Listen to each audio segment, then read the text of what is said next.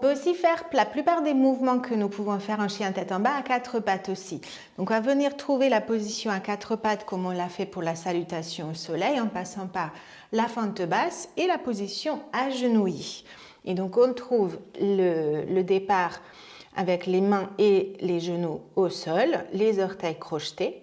Et dans cette position, je vais pouvoir travailler l'extension et la flexion de la hanche.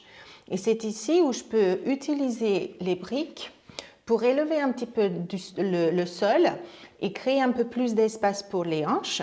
Je maintiens mes épaules au-dessus des poignets et à nouveau, je peux donc travailler flexion-extension.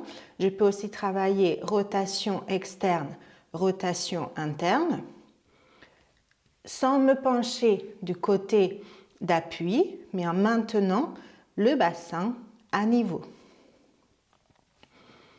Et donc, trouver effectivement cet espace s'il est disponible. On peut travailler la rotation externe et interne avec la jambe tendue. Donc, ça va être plus visible au niveau des orteils, mais le mouvement vient vraiment du fémur qui tourne à l'intérieur de l'articulation de la hanche. Et je remplis l'espace au niveau du bas du dos et je maintiens les abdos engagés.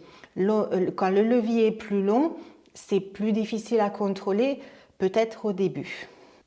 On peut aussi travailler le cercle dans les hanches ici, donc je vais emmener vers la poitrine, sur le côté, loin derrière, et je rapproche. Ou dans l'autre sens, loin derrière, sur le côté, et je ramène vers l'avant.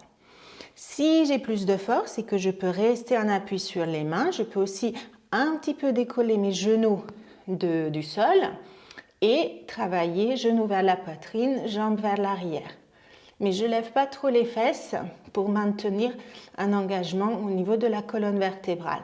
Ça nécessite un petit peu plus de force, mais tu peux t'entraîner et y arriver.